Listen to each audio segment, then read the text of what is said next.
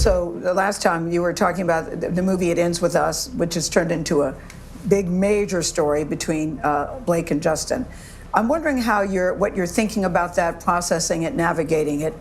It doesn't involve you, but because you're in the cast, I'm wondering what you're thinking. BL Lively's cast members have had enough of staying quiet. And the way they're finally speaking out about her manipulation? Yeah, it's not looking good for her at all. First, it was Colleen Hoover raising eyebrows, and now Brandon Lehnert and Isabella Farah are making it clear they're stepping back. The more this mess unravels, the more obvious it becomes that they backed the wrong team. And just like that, Blake's Golden Girl era has crumbled into dust. Let's get into it.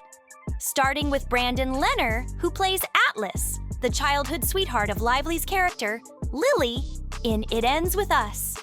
Lately, Brandon has been living his best life, promoting his other project, 1923, and steering clear of the drama, until, of course, the inevitable question came up. What does he think about the Blake Lively and Justin Baldoni scandal? And listen, the way he dodged that question, Olympic-level sidestepping. He did everything except give a straight answer.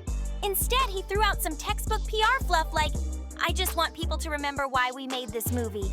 Blah, blah, blah." And let's be real, when someone is dodging that hard, it usually means they don't want to be caught slipping.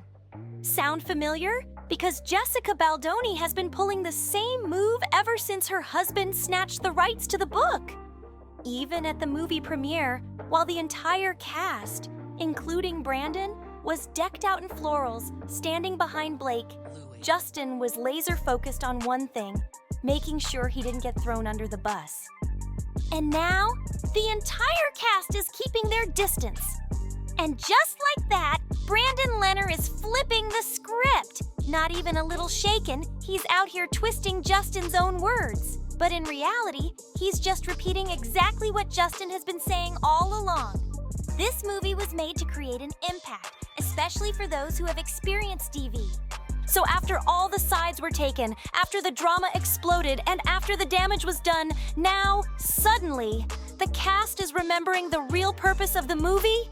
The same purpose they completely ignored while helping Blake push her overpriced, ineffective shampoo instead. Make it make sense! And then, thank goodness, Gayle King decided to cut through the nonsense and get straight to the point. She hit Brandon with the question that everyone wanted answered.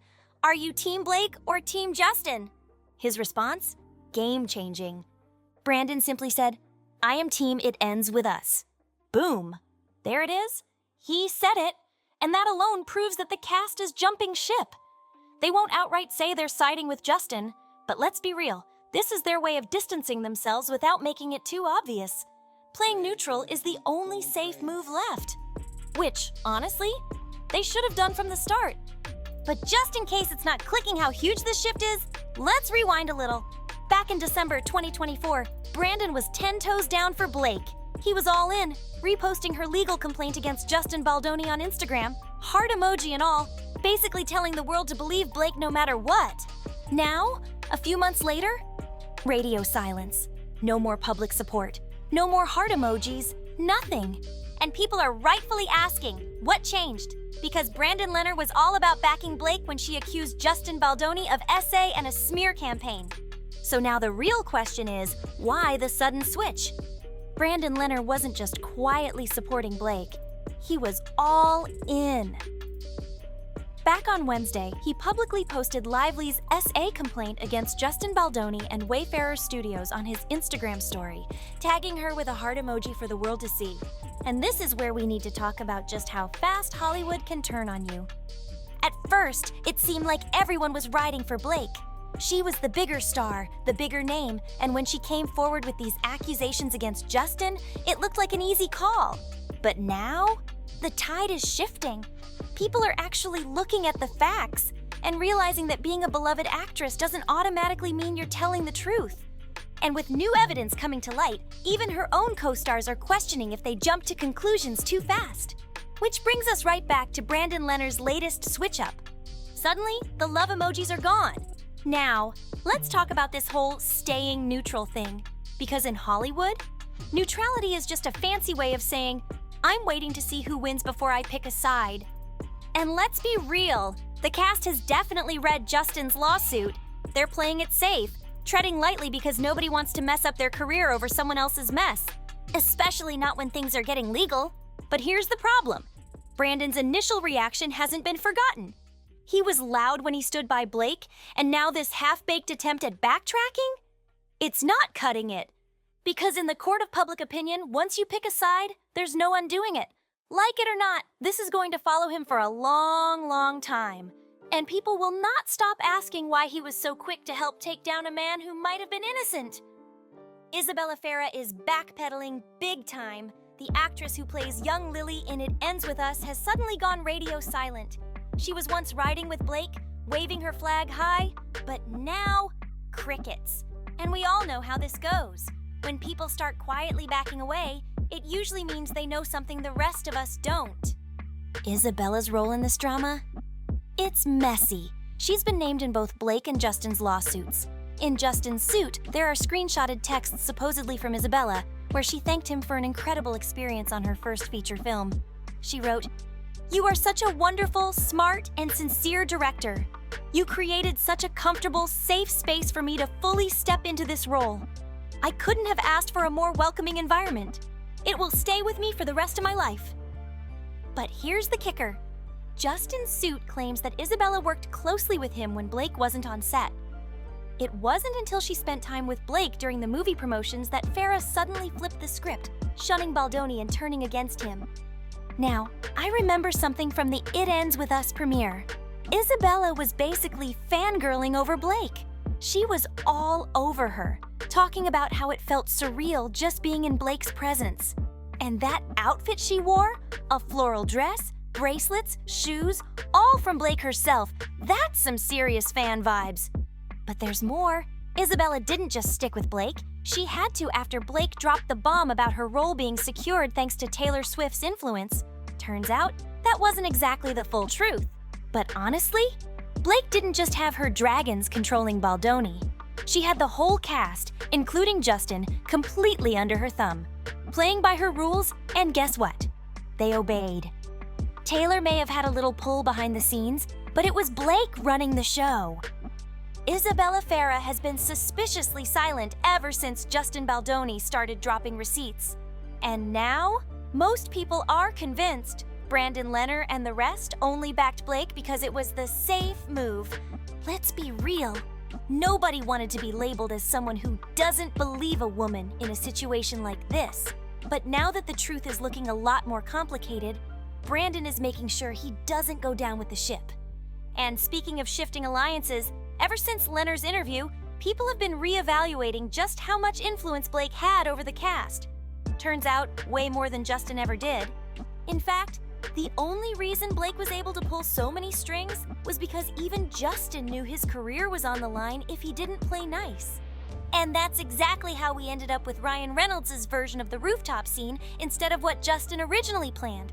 Because, let's be honest, going against Blake means going against Taylor Swift and Ryan Reynolds, and Blake knew what she was doing by dragging them into the mix. These aren't just A-listers, they're Hollywood power players. If Ryan decides he's done with you, it's over. Career, gone, opportunities, vanished. So when people say the cast is just waiting to see how this plays out, what they really mean is that they're playing it safe, making sure they're still in Hollywood's good books when the dust settles. And honestly, I don't even blame them. Because in Hollywood, loyalty is a myth. The second you go against the machine, you better have an army behind you. If not, game over. Just look at Diddy. And now, let's be real. Blake's world is crumbling. With Brandon's latest response, it's clear. She's lost the backup she thought she had. Colleen Hoover, long gone. And Blake, most definitely realizing she overplayed her hand. Hollywood is a game of alliances, and Blake Lively's circle is shrinking fast. And trust me, this is just the beginning of the fallout. With Brandon Leonard and Isabella Farah stepping back, it seems like they've opened the floodgates because now, even Blake's own publicist, Leslie Sloan, wants out of this messy lawsuit. She's made a formal request to be removed completely. But let's be real, it's too late for that. Leslie has clearly realized this isn't going to end well for her.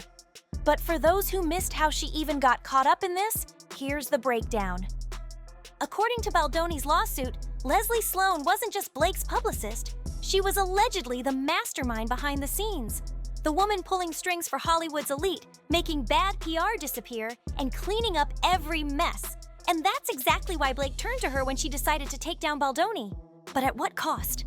Because now, Leslie's name is getting dragged through the mud, and the receipts are brutal. Sources close to the situation revealed that Leslie orchestrated a full-blown cover-up to shield Blake from the consequences of her own actions. The extent of it? Staggering.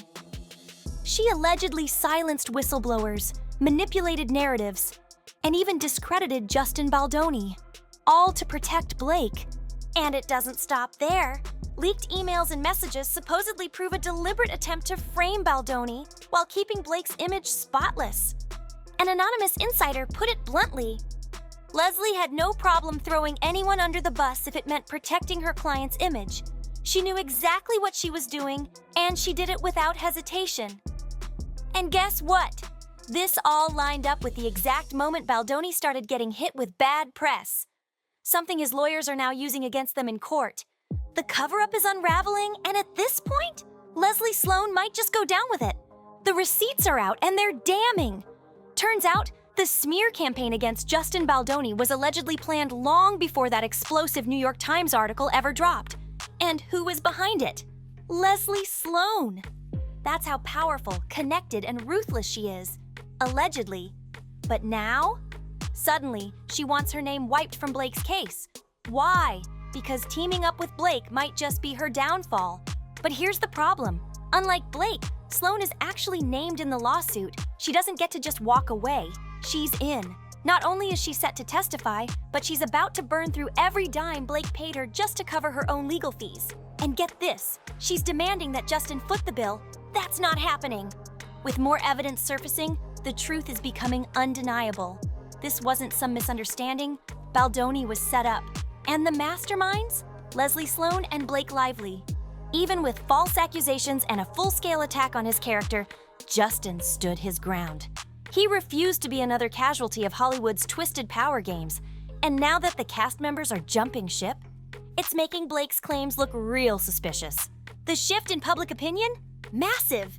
People feel played, and that betrayal has only made things worse for Blake and Leslie. And just when you think it can't get messier, Blake and Ryan are scrambling.